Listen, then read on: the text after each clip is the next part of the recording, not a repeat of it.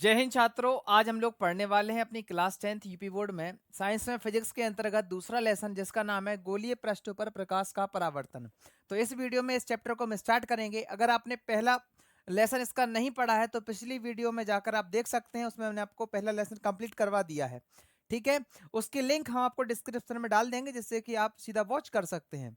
तो आइए स्टार्ट करते हैं। आज हम लोग गोलीय पृष्ठों पर प्रकाश का परावर्तन सबसे पहले समझेंगे इस लेसन में कि एक्चुअली में दर्पण होता क्या है। देखिए, सबसे पहले आप ऐसा समझ लीजिए कि एक कांच लीजिए। कांच समझते हैं, इसके हम आर पार देख सकते हैं। ठीक है, तो उस कांच के हम अगर एक तरफ पॉलिश कर दें तो वह क्या कहलाएगा? दर्पण कहलाएगा। तो आप क्या करेंगे, अपने नोट्स बनाते टाइम वहां पर एक हेडिंग डालेंगे जिसका क्या नाम है? दर्पण। दर्पण, मिरर। इसमें क्या लिखेंगे? किसी किसी कांच के किसी कांच के एक ओर पॉलिश पॉलिश कर दें तो वह दर्पण कहलाता है।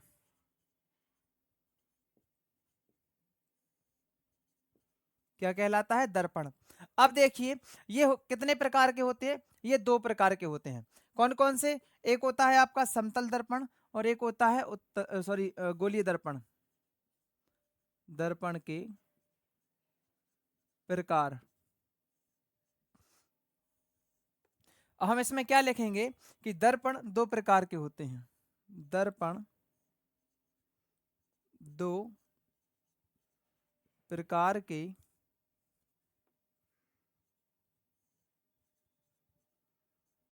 होते हैं। कौन कौन से? पहला है आपका गोलीय दर्पण। गोलीय दर्पण। और दूसरा है आपका समतल दर्पण।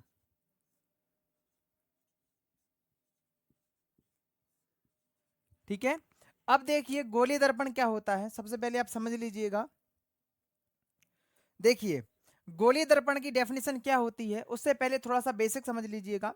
देखिए, गोलीय दर्पण में क्या होता है, अगर हम कोई कांच का खोखला गोला ले लें, जैसे मान लो ये कोई क्या हो गया, कांच का खोखला गोला। ठीक है, तो हम इसमें डेफिनेशन में क्या लिखेंगे? किसी कांच के खोखले गोले को बीच से काट दिया जाए। अगर हम इसे बीच से काटें तो ऐसा ऐसा ही तो बचेगा। ठीक है, अगर हम किसी कांच के खोखले गोले को बीच से काट दें एवं उसके एक ओर, चाहे बाहर की ओर चाहे अंदर की ओर, पॉलिश कर दें तो वह गोलीय दर्पण कहलाता है। समझ में आ गया? अब देखिए, लिखेंगे कि आप इसमें किसी कांच के खोखले गोले को बीच से काट दें। इसकी डेफिनेशन में क्या लिखेंगे? किसी कांच के खोखले गोले को यदि हम उसके बीच से काट दें और एक और पॉलिश कर दें तो वह गोलीय दर्पण कहलाता है। ठीक है, और ये आप चित्र बना लीजिएगा। देखिए, समतल दर्पण में क्या लिखना है आपको कि इसमें कोई समतल चिकने पृष्ठ के एक ओर पॉलिश कर दी जाए, किसी पारदर्शी माध्यम या फिर कांच के समतल पृष्ठ पे किसी एक ओर पॉलिश कर दी जाए तो वह समतल दर्पण कहलाता है। ठीक है, अब देखिएगा, अब इसके बाद आपको देखना है कि गोलीय दर्पण कितने प्रकार के होते हैं। देखिए, समतल दर्पण केवल यहीं पर समाप्त हो गया। अब चलते हैं गोलीय दर्पण की ओर। ठीक है, तो स्क्रीनशॉट ले लो या फिर इसे नोट कर लो, छोटा सा ही है अभी। चलिए, अब देखते हैं हम लोग गोलीय दर्पण के बारे में और इससे संबंधित कुछ परिभाषाओं के बारे में। वो परिभाषाएं आपको आगे जाके बहुत हेल्प करेंगी चीजें समझने में, तो वीडियो स्किप मत कीजिएगा, पूरा जरूर देखिएगा। देखिए, अब हमको क्या पढ़ना है? गोलीय दर्पण। गोलीय दर्पण। गोलीय दर्पण की हमने डेफिनेशन क्या बताई आपको? क्या बताया कि किसी कांच के खोखले गोले को बीच से अगर हम काट दें या उसके एक तरफ पॉलिश कर दें तो वह क्या कहलाएगा? गोलीय दर्पण। ये कितने प्रकार के होंगे? ये होंगे आपके दो प्रकार के। एक होगा आपका उत्तल और एक होगा अवतल। उत्तल दर्पण, उत्तल दर्पण और अवतल दर्पण।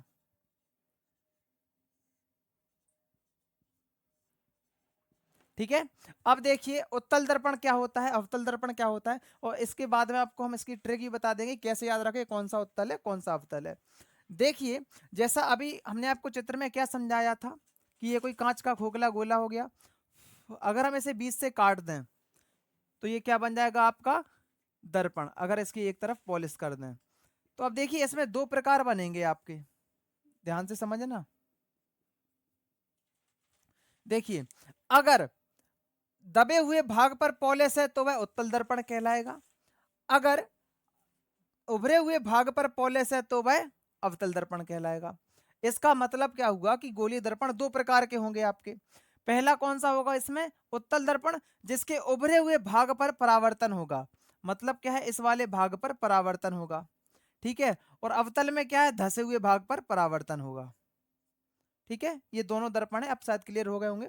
अब देखिए इसकी ट्रिक क्या है, देखिए छोटा ऊ से बना क्या है उत्तल, तो छोटा ऊ से ही हम क्या बना देंगे, उभरा हुआ, उभरा हुआ, क्योंकि इसमें क्या है उभरे हुए पृष्ठ पर ही क्या हो रहा है, परावर्तन हो रहा है।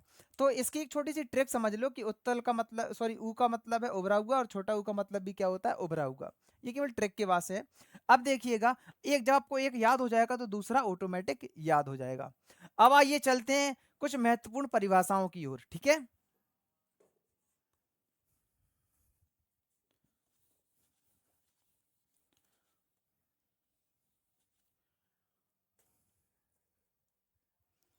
चलिए देखिए सबसे पहले तो एक हम चित्र बना रहे हैं, ये मान लो अवतल दर्पण है, ये क्या है, अवतल दर्पण है, ध्यान रखना है, ठीक है।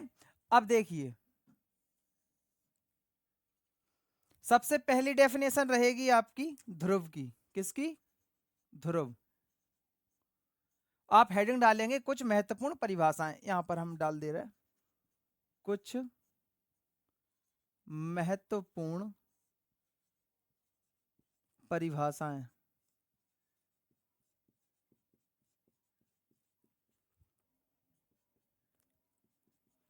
ठीक है, पहला है कौन सा, ध्रुव या पोल। अब देखिए ध्रुव होता क्या है, किसी भी दर्पण के मध्य बिंदु को, किसे, किसी भी दर्पण के मध्य बिंदु को हम ध्रुव कहते हैं। तो यहां पर क्या लिखा, हम शॉर्ट में लिखे दे रहे हैं दर्पण के मध्य बिंदु, ठीक है। इसके बाद आप लिख लेना कि किसी भी दर्पण के मध्य बिंदु को ध्रुव कहते हैं।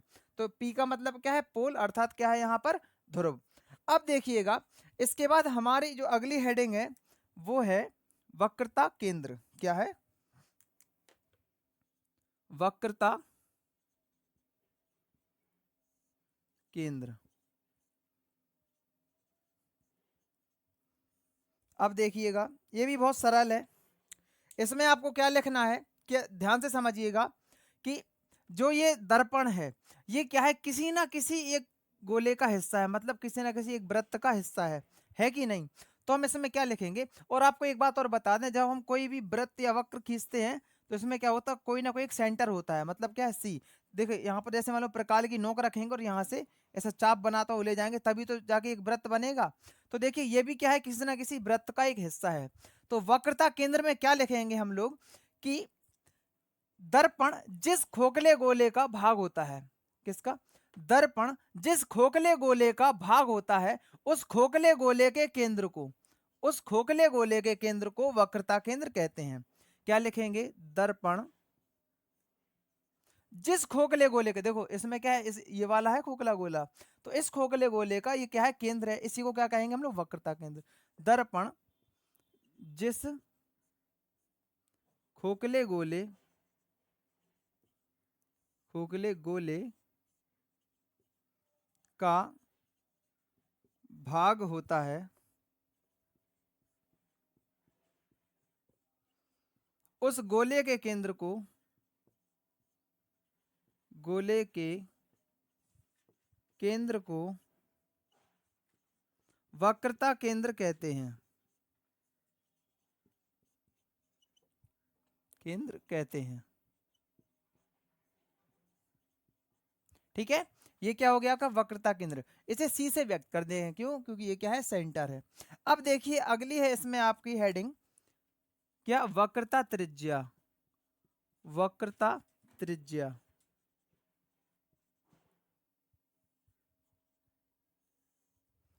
अब देखिए जैसे ये क्या है, मान लो एक वृत्त है, इसका केंद्र है, और केंद्र से ये क्या है, परिधि है। केंद्र से परिधि तक की दूरी को क्या कहते हैं हम लोग? त्रिज्या आर। ये नॉर्मल त्रिज्या की परिभाषा होती है। अब देखिए ये दर्पण जो है किसी ना किसी खोखले गोले का भाग था, उस गोले के केंद्र को क्या क्या कहा हमने? वक्रता केंद्र। अब इसी के हम जो त्रिज्या बनेगी, मतलब सी से पी तक की दूरी, मतलब क्या, वक्रता केंद्र से ध्रुव तक की दूरी क्या कहलाएगी? आपकी त्रिज्या। ये आपको ध्यान रखनी है, वो भी कौन सी? वक्रता त्रिज्या। तो इसमें आप क्या लिखेंगे कि वक्रता केंद्र से, वक्रता केंद्र से ध्रुव की दूरी क्या कहलाएगी? वक्रता त्रिज्या कहलाती है। वक्रता त्रिज्या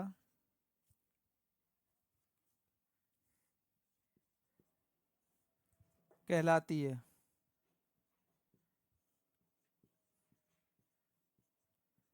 इसे आर से व्यक्त करते हैं, आर से व्यक्त करते हैं, व्यक्त करते हैं। और इसे किसे किससे कर रहे थे? सी से। अब देखिएगा इसके बाद हमारा अगला टॉपिक है इसमें मुख्य अक्ष। क्या? मुख्य अक्ष।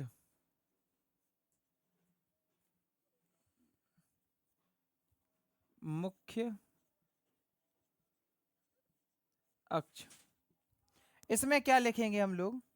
देखिए ये जो लाइन दिख रही, इसे ही मुख्य अक्ष कहते हैं। इसकी डेफिनेशन क्या बनाएंगे? ध्रुव को वक्रता केंद्र से मिलाने वाली रेखा। ध्रुव को वक्रता केंद्र से मिलाने वाली रेखा मुख्य अक्ष कहलाती है। तो क्या लिखेंगे? ध्रुव को वक्रता केंद्र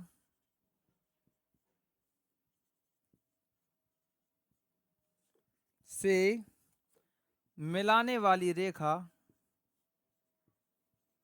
मिलाने वाली रेखा क्या कहलाती है? मुख्य अक्ष कहलाती है।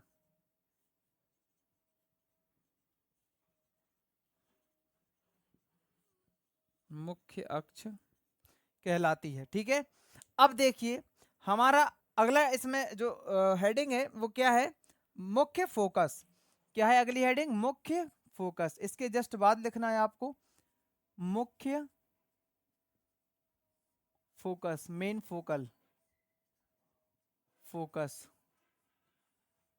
अब देखिएगा इसमें क्या लिखेंगे हम लोग कि मुख्य अक्ष के समांतर चलने वाली, ये क्या है? मुख्य अक्ष है।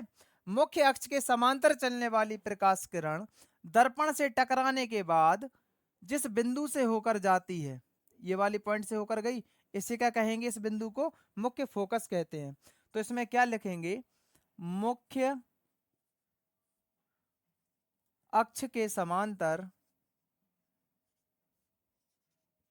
के समांतर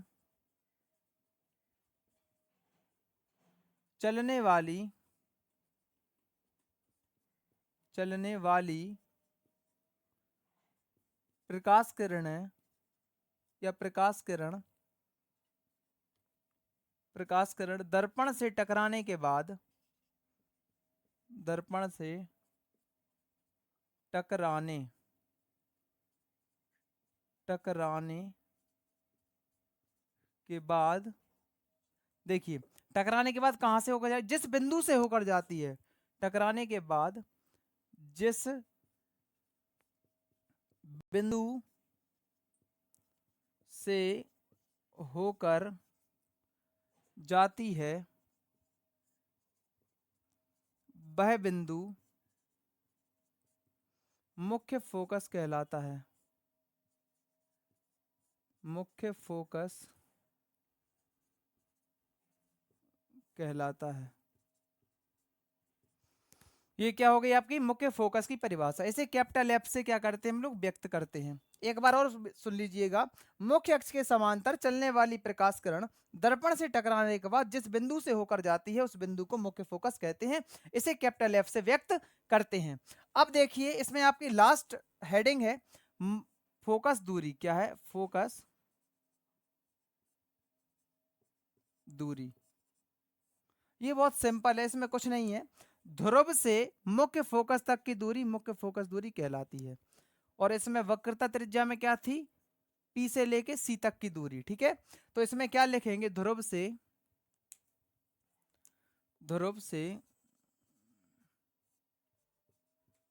मुख्य फोकस की दूरी, मुख्य फोकस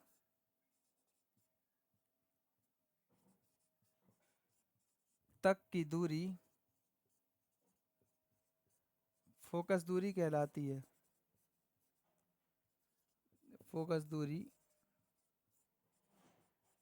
कहलाती, इसे स्मॉल एफ से व्यक्त करते हैं, ये और लिख लेना। ठीक है, तो ये आपकी महत्वपूर्ण परिभाषाएं हो गई। अब हम अगली वीडियो में आपको प्रतिबिंब बनना, चिन्ह परिपाटी, ये सब चीजों के जो है नियम आपको समझाएंगे। ठीक है, तो मिलते हैं अगले नेक्स्ट वीडियो में। ठीक है, तब तक के लिए जय हिंद जय भारत। तो ये नोट कर लो या फिर स्क्रीनशॉट ले लो। ठीक है।